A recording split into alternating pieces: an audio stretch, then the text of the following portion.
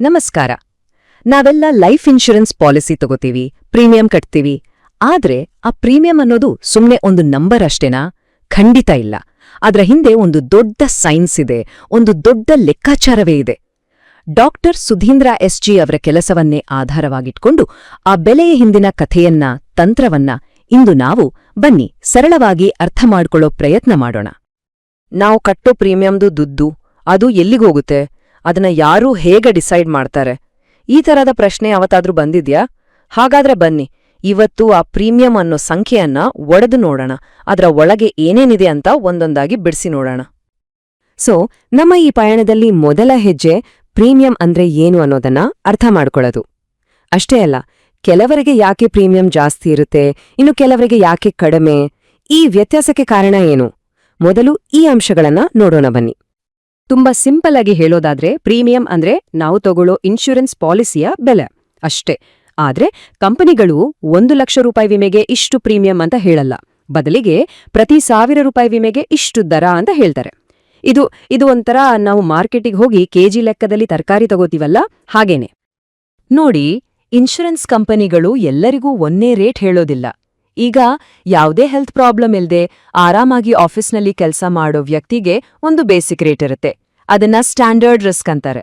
ಅದೇ ಇನ್ನೊಬ್ರಿಗೇನಾದ್ರೂ ಹೃದಯದ ಸಮಸ್ಯೆ ಇದ್ರೆ ಅಥವಾ ಗಣಿಗಾರಿಕೆ, ಸರ್ಕಸ್ನಂತಹ ಅಪಾಯಕಾರಿ ಕೆಲಸದಲ್ಲಿದ್ರೆ ಸಹಜವಾಗಿ ಅವರ ರಿಸ್ಕ್ ಜಾಸ್ತಿ ಅಲ್ವಾ? ಹಾಗಾಗಿ ಅವರ ಪ್ರೀಮಿಯಂ ಕೂಡ ಜಾಸ್ತಿ ಇರುತ್ತೆ. ಇಲ್ಲಿ ಒಂದು ಇಂಟ್ರೆಸ್ಟಿಂಗ್ ವಿಷಯ ಇದೆ. ಏನಂದ್ರೆ, ನಮ್ಮ ಚಾಯ್ಸ್ಗಳೇ ನಮ್ಮ ಪ್ರೀಮಿಯಂ ಅನ್ನ ಹೆಚ್ಚು ಕಡಿಮೆ ಮಾಡುತ್ತವೆ. ಉದಾಹರಣೆಗೆ, ಒಂದು ದೊಡ್ಡ ಮೊತ್ತದ ಪಾಲಿಸಿ ತಗೊಂಡ್ರೆ ಅಥವಾ ವರ್ಷಕ್ಕೆ ಒಂದೇ ಸಾರಿ ಪೂರ್ತಿ ಹಣ ಕಟ್ಟಿದ್ರೆ ಕಂಪನಿಗಳು ಡಿಸ್ಕೌಂಟ್ ಕೊಡುತ್ತವೆ, ಯಾಕಂದ್ರೆ ಅವರಿಗೂ ಸುಲಭ. ಆದ್ರೆ ನಾವು ಪ್ರತಿ ತಿಂಗಳು ಕಟ್ತೀವಿ ಅಂದ್ರೆ ಅವರಿಗೆ ಅಡ್ಮಿನಿಸ್ಟ್ರೇಟಿವ್ ಕೆಲಸ ಜಾಸ್ತಿಯಾಗುತ್ತೆ. ಅದಕ್ಕೆ ಸ್ವಲ್ಪ ಎಕ್ಸ್ಟ್ರಾ ಚಾರ್ಜ್ ಮಾಡ್ತಾರೆ. ಹಾಗಾದ್ರೆ ಈ ಪ್ರೀಮಿಯಂ ಬೆಲೆಯ ಹಿಂದಿರೋ ಅಸಲಿ ಮ್ಯಾಥಮ್ಯಾಟಿಕ್ಸ್ ಏನು? ಇದು ಎರಡು ಮುಖ್ಯವಾದ ಆದ್ರೆ ಒಂದಕ್ಕೊಂದು ವಿರುದ್ಧವಾಗಿ ಕೆಲಸ ಮಾಡೋ ಶಕ್ತಿಗಳ ನಡುವಿನ ಒಂದು ಬ್ಯಾಲೆನ್ಸಿಂಗ್ ಆಕ್ಟ್ ಇದ್ದ ಹಾಗೆ. ಏನವು ಆ ಎರಡೂ ಶಕ್ತಿಗಳು? ಬನ್ನಿ ನೋಡೋಣ. ಈ ಕಾಂಪ್ಲೆಕ್ಸ್ ಲೆಕ್ಕಾಚಾರ ಮಾಡೋ ಎಕ್ಸ್ಪರ್ಟ್ಸ್ಗೆ ಆಕ್ಚುರಿ ಅಂತಾರೆ. ಇವರನ್ನ ನಾವೊಬ್ಬ ಮಾಸ್ಟರ್ ಶೆಫ್ ಅಂತ ಅನ್ಕೋಬಹುದು. ಪ್ರೀಮಿಯಂ ಅನ್ನೋದು ಅವರ ಒಂದು ಸ್ಪೆಷಲ್ ರೆಸಿಪಿ. ಈ ರೆಸಿಪಿಯ 2 ಮುಖ್ಯ ಪದಾರ್ಥಗಳಂದ್ರೆ, ಒಂದು ಕ್ಲೇಮ್ ಆಗುವ ರಿಸ್ಕ್, ಇನ್ನೊಂದು ಹೂಡಿಕೆಯಿಂದ ಬರುವ ಲಾಭ. ಇವೆರಡನ್ನೂ ಅವರು ಪರ್ಫೆಕ್ಟ್ ಆಗಿ ಬ್ಯಾಲೆನ್ಸ್ ಮಾಡ್ತಾರೆ. ಸರಿ, ಆ ರೆಸಿಪಿಯ ಮೊದಲನೇ ಪದಾರ್ಥ ಮಾರ್ಟಾಲಿಟಿ ಅಂದ್ರೆ ಮರಣ ಪ್ರಮಾಣ. ಇದು ಕೇಳೋಕೆ ಸ್ವಲ್ಪ ಗಂಭೀರವಾಗಿ ಅನ್ಸಿದ್ರು ಇದು ಕೇವಲ ಒಂದು ಸ್ಟ್ಯಾಟಿಸ್ಟಿಕ್ಸ್. ಅಂದ್ರೆ ಒಂದು ನಿರ್ದಿಷ್ಟ ವಯಸ್ಸಿನ ವ್ಯಕ್ತಿ ಮುಂದಿನ 1 ವರ್ಷದಲ್ಲಿ ತೀರಿಕೊಳ್ಳುವ ಸಾಧ್ಯತೆ ಎಷ್ಟು ಅಂತ ಲೆಕ್ಕ ಹಾಕೋದು. ಇದೇ ಇನ್ಶೂರೆನ್ಸ್ ಕಂಪನಿಗಿರೋ ನಿಜವಾದ ರಿಸ್ಕ್. ಒಂದು ಉದಾಹರಣೆ ತಗೊಳ್ಳೋಣ. 35 ವರ್ಷ ವಯಸ್ಸಿನವರ ಮಾರ್ಟಾಲಿಟಿ ರೇಟ್ 0.0035 ಅಂತ ಇಟ್ಕೊಳ್ಳಿ. ಇದರರ್ಥ ಏನು ಅಂದ್ರೆ, ಆ ವಯಸ್ಸಿನ ಪ್ರತಿ 1000 ಜನರಲ್ಲಿ ಸುಮಾರು 3.5 ಜನ ಅಂದ್ರೆ 3 ಅಥವಾ 4 ಜನ ಮುಂದಿನ ವರ್ಷದೊಳಗೆ ತೀರಿಕೊಡುವ ಸಂಭವ ಇದೆ ಅಂತ. ಇದೇ ಲೆಕ್ಕಾಚಾರದ ಮೇಲೆ ಆ ವರ್ಷದ ಇನ್ಶೂರೆನ್ಸ್ನ ಮೂಲ ಬೆಲೆ ನಿಗದಿಯಾಗುತ್ತೆ. ಈಗ ಶೆಫ್ನ 2ನೇ ಪದಾರ್ಥಕ್ಕೆ ಬರೋಣ. ಅದು ಬಡ್ಡಿ ಅಥವಾ ಇಂಟ್ರೆಸ್ಟ್. ಇದು ಮಾರ್ಟಾಲಿಟಿಗೆ ಪಕ್ಕಾ ಆಪೋಸಿಟ್ ಆಗಿ ಕೆಲಸ ಮಾಡುತ್ತೆ. ಮಾರ್ಟಾಲಿಟಿ ಪ್ರೀಮಿಯಂ ಅನ್ನ ಹೆಚ್ಚಿಸಿದ್ರೆ ಈ ಬಡ್ಡಿ ಅದನ್ನ ಕಡಿಮೆ ಮಾಡುತ್ತೆ. ಹೇಗೆ? ತುಂಬಾ ಸಿಂಪಲ್. ಇನ್ಶೂರೆನ್ಸ್ ಕಂಪನಿ ನಮ್ಮಿಂದ ತಗೊಂಡೆ ಪ್ರೀಮಿಯಂ ಹಣವನ್ನ ಸುಮ್ನೆ ಇಟ್ಕೊಳ್ಳಲ್ಲ. ಅದನ್ನ ಬೇರೆ ಬೇರೆ ಕಡೆ ಇನ್ವೆಸ್ಟ್ ಮಾಡಿ ಲಾಭ ಗಳಿಸುತ್ತೆ. ಆ ಲಾಭದಲ್ಲಿ ಸ್ವಲ್ಪ ಭಾಗ ನಮಗೂ ಪಾಸ್ ಆಗುತ್ತೆ, ನಮ್ಮ ಪ್ರೀಮಿಯಂನ ಹೊರೆ ಕಮ್ಮಿ ಆಗುತ್ತೆ. ಹಾಗಾದ್ರೆ ಇಲ್ಲಿ ಅರ್ಥ ಮಾಡ್ಕೋಬೇಕಾದ ಮುಖ್ಯ ಪಾಯಿಂಟ್ ಏನು? ಇನ್ಶೂರೆನ್ಸ್ನ ಮೂಲ ಬೆಲೆ, ಅದನ್ನ ನೆಟ್ ಪ್ರೀಮಿಯಂ ಅಂತ ಕರೀತಾರೆ. ಅದು 2 ವಿಷಯಗಳ ನಡುವಿನ ಒಂದು ಜಾಣ್ಮೆಯ ಆಟ. ಒಂದ್ ಕಡೆ ಕ್ಲೇಮ್ಗಳಿಂದ ಆಗೋ ಖರ್ಚು, ಇನ್ನೊಂದ್ ಕಡೆ ಇನ್ವೆಸ್ಟ್ಮೆಂಟ್ಗಳಿಂದ ಬರೋ ಆದಾಯ. ಇವೆರಡರ ಬ್ಯಾಲೆನ್ಸೇ ನೆಟ್ ಪ್ರೀಮಿಯಂ. ಸರಿ, ನಮ್ಮ ಶೆಫ್ನ ರೆಸಿಪಿಯ ಬೇಸಿಕ್ ಪದಾರ್ಥಗಳು ರೆಡಿಯಾದವು, ಅಂದ್ರೆ ಮಾರ್ಟಾಲಿಟಿ ಮತ್ತು ಇಂಟ್ರೆಸ್ಟ್. ಆದ್ರೆ ಅಡುಗೆಗೆ ರುಚಿ ಬರಬೇಕಾದ್ರೆ ಬರೀ ಬೇಸಿಕ್ ಪದಾರ್ಥಗಳು ಸಾಕಾಗಲ್ಲ ಅಲ್ವಾ? ಸ್ವಲ್ಪ ಮಸಾಲೆಗಳಲ್ಲೂ ಸೇರಿಸಬೇಕು. ಹಾಗೆಯೇ ಕಂಪನಿ ಈ ನೆಟ್ ಪ್ರೀಮಿಯಂ ಮೇಲೆ ಬೇರೆ ಏನೇನು ಖರ್ಚುಗಳನ್ನ ಲೋಡ್ ಮಾಡಿ ಫೈನಲ್ ಪ್ರೀಮಿಯಂ ಅನ್ನ ಫಿಕ್ಸ್ ಮಾಡುತ್ತೆ ಅಂತ ಈಗ ನೋಡೋಣ. ಈ ಪ್ರೋಸೆಸ್ಗೆ ಲೋಡಿಂಗ್ ಅಂತಾರೆ. ಅಂದ್ರೆ ನೆಟ್ ಪ್ರೀಮಿಯಂ ಮೇಲೆ ಒಂದೊಂದೇ ಖರ್ಚನ್ನ ಸೇರಿಸ್ತಾ ಹೋಗೋದು. ಮೊದಲಿಗೆ ಕಂಪನಿ ನಡೆಸೋಕೆ ಬೇಕಾದ ಖರ್ಚು ವೆಚ್ಚಗಳು, ಆಮೇಲೆ ಅನಿರೀಕ್ಷಿತ ಸಂದರ್ಭಗಳನ್ನ ಎದುರಿಸೋಕೆ ಒಂದ್ ಸೇಫ್ಟಿ ಮಾರ್ಜಿನ್, ಲಾಭ ಹಂಚೋ ಪಾಲಿಸಿಗಳಾದ್ರೆ ಅದಕ್ಕೂ ಒಂದು ಮೊತ್ತ.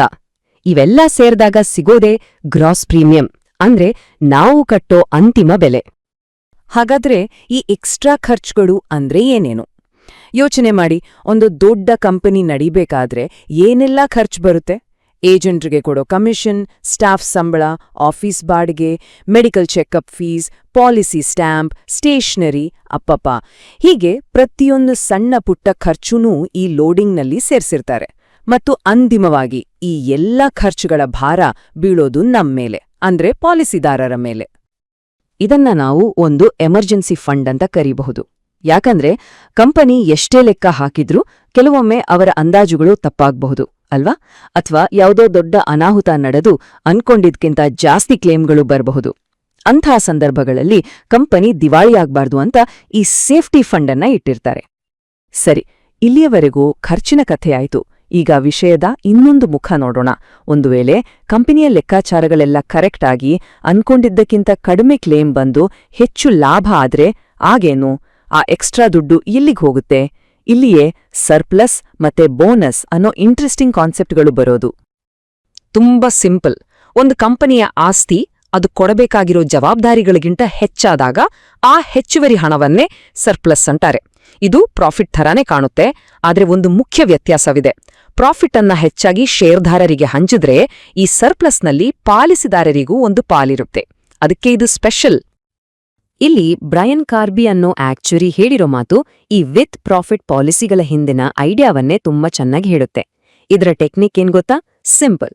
ಸೇಫ್ಟಿಗೋಸ್ಕರ ಮೊದ್ಲೇ ಸ್ವಲ್ಪ ಜಾಸ್ತಿ ಪ್ರೀಮಿಯಂ ತಗೊಳ್ಳೋದು, ಆಮೇಲೆ ವರ್ಷದ ಕೊನೆಗೆ ಎಲ್ಲವೂ ಅನ್ಕೊಂಡ್ ಹಾಗೆ ನಡೆದ್ರೆ ಆ ಹೆಚ್ಚುವರಿ ಹಣವನ್ನ ಬೋನಸ್ ಆಗಿ ಪಾಲಿಸಿದಾರರಿಗೆ ವಾಪಸ್ ಕೊಡೋದು. ಇದೊಂದು ಸೇಫ್ ಗೇಮ್. ಹೀಗೆ ಬಂದ ಹೆಚ್ಚುವರಿ ಹಣವನ್ನ ಪಾಲಿಸಿದಾರರಿಗೆ ಹಲವು ರೀತಿಗಳಲ್ಲಿ ಹಂಚಲಾಗುತ್ತೆ. ಅದರಲ್ಲಿ ಕಾಮನ್ ಆಗಿ ಕೇಳಿಬರೋದು ರಿವರ್ಷನರಿ ಬೋನಸ್. ಅಂದ್ರೆ ಪ್ರತಿ ವರ್ಷ ನಿಮ್ಮ ವಿಮಾ ಮೊತ್ತಕ್ಕೆ ಸ್ವಲ್ಪ ಬೋನಸ್ ಸೇರ್ತಾ ಹೋಗುತ್ತೆ. ಚಕ್ರಬಡ್ಡಿ ತರಹ ಬೋನಸ್ ಮೇಲೂ ಬೋನಸ್ ಕೊಟ್ರೆ ಅದು ಕಾಂಪೌಂಡ್ ಬೋನಸ್. ಪಾಲಿಸಿ ಮುಗಿಯೋವಾಗ ಅಥವಾ ಕ್ಲೇಮ್ ಆಗೋವಾಗ ಒಂದೇ ಸಾರಿ ದೊಡ್ಡ ಮೊತ್ತ ಕೊಟ್ರೆ ಅದು ಟರ್ಮಿನಲ್ ಬೋನಸ್. ಇಲ್ಲಿಯವರೆಗೆ ನಾವು ನೋಡಿದ್ದೆಲ್ಲ ಟ್ರೆಡಿಷನಲ್ ಪಾಲಿಸಿಗಳ ಕಥೆ. ಆದ್ರೆ ಇತ್ತೀಚೆಗೆ ಇನ್ನೊಂದು ತರಹದ ಪಾಲಿಸಿ ತುಂಬಾ ಫೇಮಸ್ ಆಗಿದೆ. ಇದರಲ್ಲಿ ಎಲ್ಲವೂ ಹೆಚ್ಚು ಟ್ರಾನ್ಸ್ಪರೆಂಟ್. ಅಂದ್ರೆ ನಮ್ಮ ದುಡ್ಡು ಎಲ್ಲಿಗೆ ಹೋಗ್ತಿದೆ ಅಂತ ಕ್ಲಿಯರ್ ಆಗಿ ಗೊತ್ತಾಗತ್ತೆ. ಅದೇ ಯೂನಿಟ್ ಲಿಂಕ್ಡ್ ಪಾಲಿಸಿಗಳು ಅಥವಾ ULIPs. ಯುಲಿಪ್ಗಳಲ್ಲಿ ನಾವ್ ಕಟ್ಟೋ ಪ್ರೀಮಿಯಂ ಅನ್ನು ಸ್ಪಷ್ಟವಾಗಿ 3 ಭಾಗ ಮಾಡ್ತಾರೆ. ಒಂದು ಭಾಗ ಅಂದ್ರೆ ಪಾಲಿಸಿ ಅಲೋಕೇಶನ್ ಚಾರ್ಜ್ ಕಂಪನಿಯ ಖರ್ಚಿಗೆ ಹೋಗುತ್ತೆ. ಇನ್ನೊಂದು ಸಣ್ಣ ಭಾಗ ಮೋರ್ಟಾಲಿಟಿ ಚಾರ್ಜ್ ನಮ್ಮ ಲೈಫ್ ಕವರ್ಗೆ ಹೋಗುತ್ತೆ.